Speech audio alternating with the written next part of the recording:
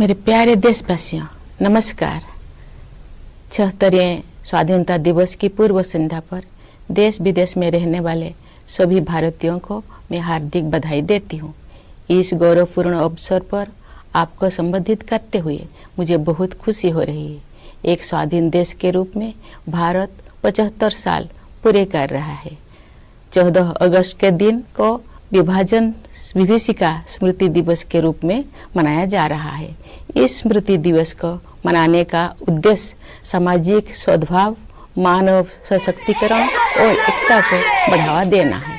15 अगस्त 1947 के दिन हमने औपनिवेशिक शासन की बेड़ियों को काट दिया था। उस दिन हमने अपनी नियति को नया स्वरूप देने का निर्णय लिया था। उस शुभ दिवस की वर्षगांठ मनाते हुए हम लोग सभी स्वाधीनता सेनानियों को सादर नमन करते हैं। उन्होंने अपना सर्वस्व बलिदान कर दिया ताकि हम सब एक स्वाधीन भारत में सांस ले सके। भारत की आज़ादी हमारे साथ साथ विश्व में लोकतंत्र के हर समर्थक के लिए उत्सव का विषय है। जब भारत स्वाधीन हुआ तो अनेक अंतर्राष्ट्रीय नेताओं और विचारकों ने हमारी लोकतांत्रिक शासन प्रणाली की सफलता के विषय में आशंका व्यक्त की थी। उनकी इस आशंका के कई कारण भी थे। उन दिनों लोकतंत्र आर्थिक रूप से उन्नत राष्ट्र तक ही सीमित था। विदेशी शासकों ने वर्षों तक भारत का शोषण किया था। इस कारण भारत के लोग गरीबी और अशिक्षा से जूझ रहे थे। लेकिन भारतवासियों ने उन लोगों की आशंकाओं को गलत साबित कर दिया। भारत की मिट्टी में लोकतंत्र की जोड़ें लगातार गहरी और मजबूत होती गई। अधिकांश लोकतांत्रिक देशों में वोट देने का अधिकार प्राप्त करने के लिए महिलाओं को लंबे समय तक संघर्ष करना पड़ा। लेकिन हमारे गणतंत्र की शुरुआत से ही भारत ने सार्वभौमिक वयस्क मताधिकार को अपनाया।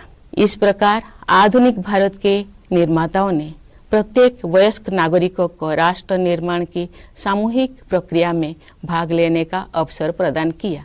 भारत को यह श्रेय जाता है कि उसने विश्व समुदाय को लोकतंत्र की वास्तविक क्षमता से परिचित कराया। मैं मानती हूँ कि भारत की ये उपलब्धि केवल संयोग नहीं थी। सभ्यता के आरंभ में ही भारत भूमि के संतों और महात्माओं ने सभी प्राणियों की समता व एकता पर आधारित जीवन दृष्टि विकसित कर ली थी।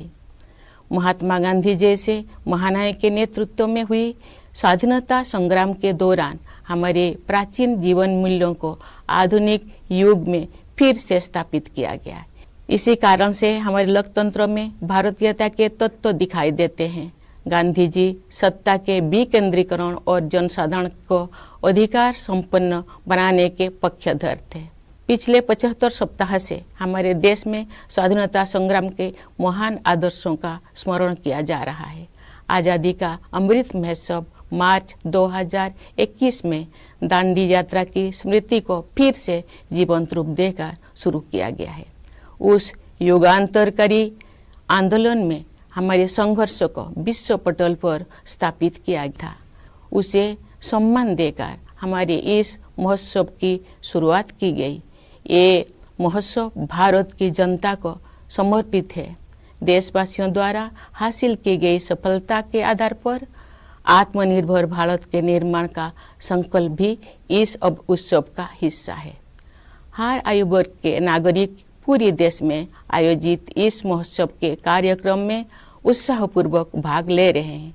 ये भव्य महोत्सव अब हर घर तिरंगा अभियान के साथ आगे बढ़ रहा है। आज देश के कोने कोने में हमारा तिरंगा शान से लहरा रहा है। स्वाधीनता आंदोलन के आदर्शों के प्रति इतने व्यापक स्तर पर लोगों में जागरूकता को देखकर हमारे स्वाधीनता सेनानी अवश्य प्रफुल्लित हुए होते। हमारा गौरवशाली स्वाधीनता संग्राम इस विशाल भारत भूमि में बहादुरी के साथ संचालित होता रहा।